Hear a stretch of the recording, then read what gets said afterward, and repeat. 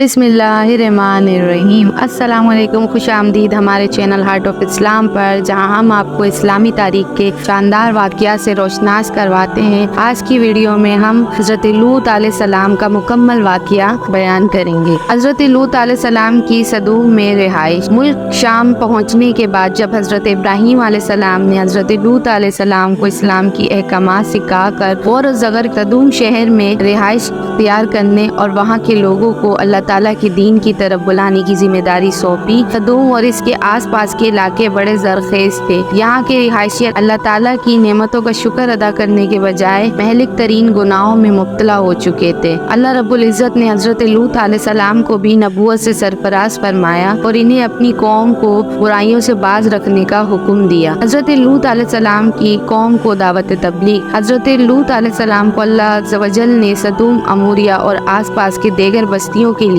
नबी बनाकर भेजा। आप अलैहिस्सलाम जब सदूम शहर पहुँचे तो देखा कि वहाँ के लोग शिर्क और आखिरत के इनकार के साथ साथ देगर बहुत सी बुराइयों में मुब्तला थे। वो मुसाफिरों से लूट मार करते, राह चलने वालों पर पत्थर मारते और आपस में मेंढे और मुर्गे लड़ाते थे। लोगों ने इनसे तंग आकर इनकी बस्तियों के पास से गुजरना छोड़ दिया था। इनमें से एक बहुत ही कभी बुराई मर्दों से जिनसी तस्कीन पाई जाती थी। ये एक ऐसी बेहयाई थी जिसका अर्तकाब इस कौम से पहले किसी ने नहीं किया था। ये कौम अपनी इस बदकिरदारी को ऐब समझने के बजाय फख्र के तौर पर जिक्र करती थी। हज़रत लूत अलैहिस्सलाम ने अपनी कौम को बड़े नरम लहजे में बेहयाई और हराम कामों के अर्तकाब पर गुज़िश्ता अक़वाम को मिलने वाली सजाएं बताते हुए शराफत और पाक दामन जिंदगी गुजारने की तालीम दी और इन्हें बताया कि ए मेरी कौम, तुम अपने आप को इंसानियत के मयार से नीचे गिरा चुके हो। हैवानी शहवत ने तुम्हारे अक्लों पर पर्दा डाल दिया है कि तुम इन औरतों को छोड़कर जिन्हें अल्लाह ताला ने तुम्हारे सुकून के लिए पैदा किया है, मर्दों से बदफाली का अर्तकाब करते हो। तुम हदूद को तजाविज कर चुके हो। अब भी तुम्हारे पास वक्त है कि तुम जराइम और बुराइयों को छोड़कर अल्लाह सुब्हान व तआला के फरमाबरदार बंदे बनकर जिंदगी गुजारो। इसी में तुम सबकी भलाई है। पर मान इलाही है। जब इन्हें इनके भाई लूत अलैहिस्सलाम ने कहा, क्या तुम अल्लाह के अजाब का खौफ नहीं रखते हो? यकीनन मैं तुम्हारे लिए अमानतदार रसूल हूँ, लिहाजा तुम सिर्फ अल्लाह से डरो और मेरी अताअत करो और मैं इस तबलीग पर तुमसे कोई अजर नहीं मांगता। मेरा अजर तो इस रब्बुल आलमीन के जिम्मे है। क्या तुम जिनसी तस्कीन के लिए दुनिया वालों में से मर्दों के पास जाते हो और तुम अपनी वो बीवियाँ छोड़ देते हो जो तुम्हारे रब ने तुम्हारे लिए पैदा की हैं? बल्कि तुम लोग तो हद ही से गुजर चुके हो। कौम लूत का हज़रत लूत अलैहिस्सलाम से सलूक। हज़रत लूत अलैहिस्सलाम ने अपनी कौम को खूब वाज़े नसीहत की और इन्हें अल्लाह ताला की नाफरमानी करने पर अज़ाब इलाही का खौफ दिलाया, लेकिन इन्होंने वाज़े नसीहत को कबूल करने के बजाय हज़रत लूत अलैहिस्सलाम को झुठला दिया और कहा कि आप पाक दामन रहना चाहते हो तो हमारे इलाके से निकल जाए। जिस अजाब से आप हमें डरा रहे हैं वो भी ले आए, हम फिर भी अपनी इस हरकत से बाज नहीं आएंगे। पर मान इलाही है, कौम लूत ने भी रसूलों को झुठलाया। हज़रत लूत अलैहिस्सलाम की अल्लाह के हजूर दुआ। हज़रत लूत अलैहिस्सलाम ने अपनी कौम को बड़े नरम लहजे में वाज़े नसीहत की, लेकिन चंद लोगों के अलावा किसी पर भी इसका असर ना हुआ और कौम ने आप अलैहिस्सलाम को मुख्तलिफ तकलीफ पहुँचाने के साथ साथ अजाब का मुतालबा भी कर दिया। आप अलैहिस्सलाम ने अल्लाह के हजूर दुआ मांगी, पर मान इलाही है, रब्ब अंसुरनी अलल कौमिल मुफसिदीन। तर्जुमा, ए मेरे रब, इन फसादी लोगों के मुकाबले में मेरी मदद फरमा। फिर दुआ मांगी, रब्बे नजनी व अहली मिम्मा यामलून। तर्जुमा, ए मेरे परवरदिगार, जो ये काम कर रहे हैं इस मुआशरे से मुझे और मेरे अहलो अयाल को निजात दे। हज़रत लूत अलैहिस्सलाम की दुआ कबूल और फरिश्तों की आमद। जब हज़रत लूत अलैहिस्सलाम ने अल्लाह ताला से कौम के खिलाफ मदद तलब की तो अल्लाह ताला ने कौम लूत को हलाक करने के लिए फरिश्ते भेजे। कौम लूत का हज़रत लूत अलैहिस्सलाम के मेहमानों के साथ बुरा सलूक। हज़रत इब्राहीम अलैहिस्सलाम को बेटे और पोते की खुशखबरी देने के बाद वो फरिश्ते हज़रत लूत अलैहिस्सलाम के पास निहायत हसीन और जमील नौजवान लड़कों की सूरत में मेहमान बनकर सदूम पहुँचे। हज़रत लूत अलैहिस्सलाम इन खूबसूरत मेहमानों को देखकर घबरा गए और इस बात से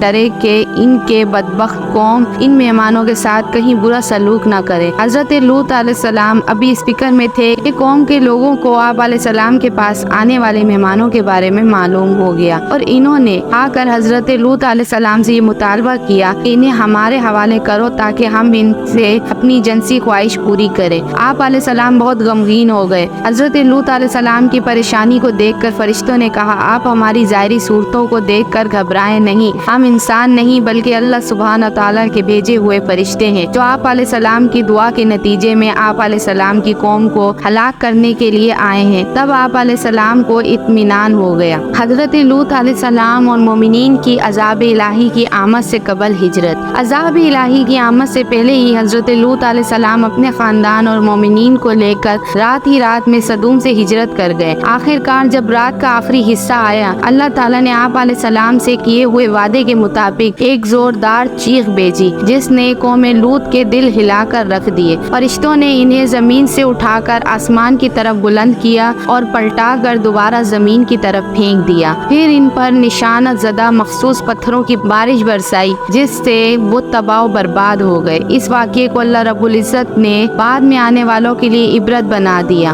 فرشتوں نے آپ علیہ السلام کو پریشان دیکھ کر کہا اے لوط، بے شک ہم آپ کے رب کے فرشتے ہیں، یہ لوگ ہرگز آپ پر ہاتھ نہیں ڈال سکتے، بس آپ اپنے گھر والوں مومنین کو لے کر اپنی بستی سے رات گئے نکل جائیے۔ آپ میں سے کوئی بھی پیچھے مڑ کر نہ دیکھے سوائے آپ کی بیوی کے، اس لیے کہ اسے بھی وہی عذاب پہنچنے والا ہے جو ان سب کو پہنچے گا، یقیناً ان کے عذاب کا مقرر وقت صبح ہے۔ قوم لوط کا گناہ۔ قوم لوط کے لوگ ہم جنس پرستی جیسے عظیم گناہ میں مبتلا تھے۔ حضرت لوط علیہ السلام نے انہیں اللہ کے عذاب یاد دلایا اور ہدایت کی کوشش کی، مگر قوم لوط نے اپنے گناہوں سے توبہ نہیں کی اور اپنے برے کاموں پر قائم رہے۔ حضرت لوط علیہ السلام کی بیوی کا گناہ۔ حضرت لوط علیہ السلام کی بیوی کا سب سے بڑا گناہ ان کا اپنے دل سے اپنی قوم کے ساتھ لگاؤ تھا، حالانکہ وہ گناہگار تھے۔ جب اللہ کا عذاب نازل ہونے والا تھا تو حضرت لوط علیہ السلام کو اپنی بیوی اور باقی گھر والوں کے ساتھ نکلنے کا حکم دیا گیا۔ اللہ کا حکم تھا کہ وہ پیچھے نہ دیکھیں، مگر حضرت لوط علیہ السلام کی بیوی نے پیچھے دیکھا، جو یہ ظاہر کرتا ہے کہ اس کا دل ابھی بھی اپنی قوم کے ساتھ ہے۔ اس نافرمانی کے سبب وہ عذاب کا شکار ہوئی